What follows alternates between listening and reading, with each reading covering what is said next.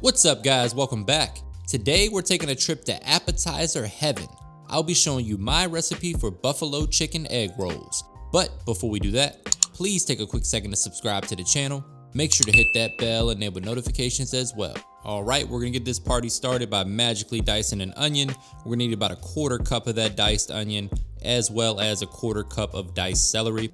Typically when you eat buffalo wings, they serve you a side of celery as well, so that's kind of what I was thinking when I was developing this recipe here.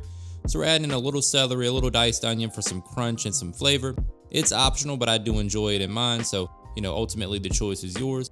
Next, we're gonna break down this rotisserie chicken that we got from our grocery store. You can find these for about $5 or $6, and it beats the hell out of that canned chicken that a lot of people use for their buffalo chicken dip. So as you can see here, we're just gonna remove the wings. You gotta get rid of this butcher's twine. Super easy, you can use some scissors for this. Definitely recommend just getting there with your hands. It's about the easiest way to do that. What we're doing here, guys, is removing the bone, cartilage, and skin, leaving behind all the delicious meat that we're gonna use for our egg rolls. You can save the carcass of the chicken to make a delicious chicken stock, and I know I've been promising I'm gonna do a stock episode, and it's coming very soon. I'll do one for seafood and chicken. But in the meantime, we're just gonna break apart, all of the different parts of this chicken, set those aside, get the skin off of there, remove any bone, cartilage, anything that wouldn't be pleasant to eat. Very important, guys. Make sure you go over this meticulously to make sure that you don't have anything that, could damage your teeth. So just get all these little wishbones out of there. There we go. Try not to eat all of it as you're preparing. And just kind of set aside all the meat that you want to use. And we're going to chop that up into bite-sized pieces. That's going to go into our egg roll filling.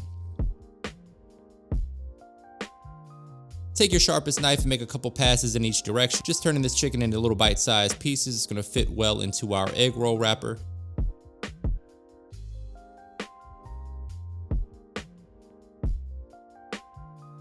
There we go. If you leave a little bit of skin in there, it's no big deal. Definitely make sure you get rid of any bone and cartilage for obvious reasons. Next, we're going to heat 2 tablespoons of butter in our skillet here. As always, guys, the specific measurements and ingredients can be found in the description box below. So here we're going in with a quarter cup each of diced onion and celery.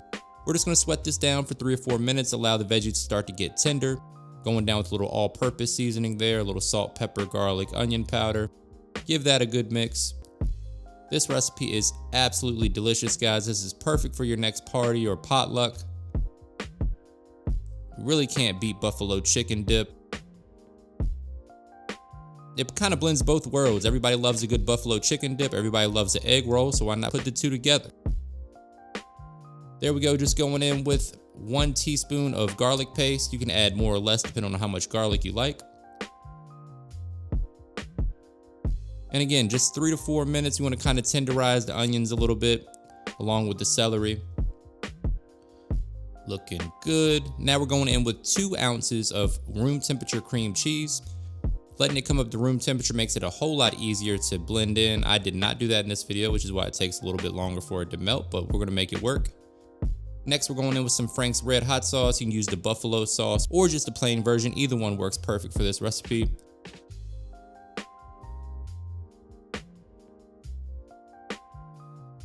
And we're turning our heat to low at this point and just trying to melt that cream cheese, allow all of those flavors to come together. Next, we're going to add in a few tablespoons of ranch dressing. You can get crazy, add a little blue cheese dressing here as well if that's your thing. Let me know in the comments if you're a ranch or a blue cheese fan. I like both personally, I don't discriminate.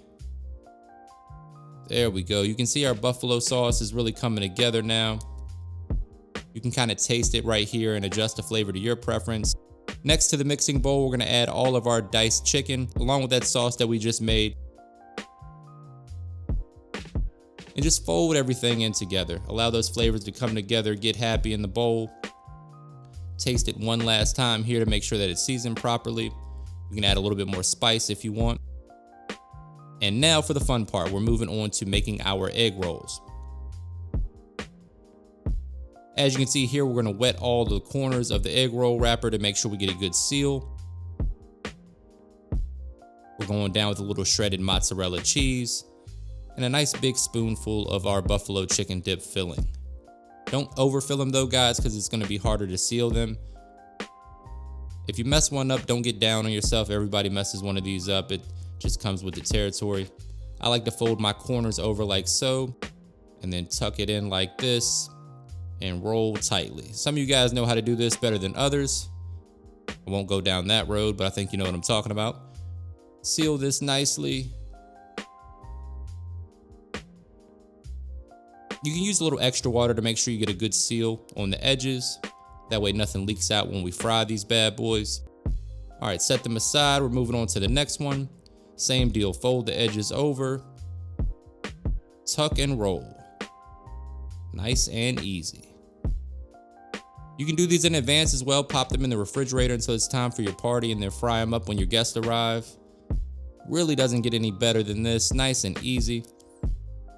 Going in with a liter or so of peanut oil. You can use vegetable oil or canola oil. Looking for 350 degrees on the oil before we drop the egg rolls. Be careful when you place them into the oil. Don't just drop them in there and splatter the oil all over the place.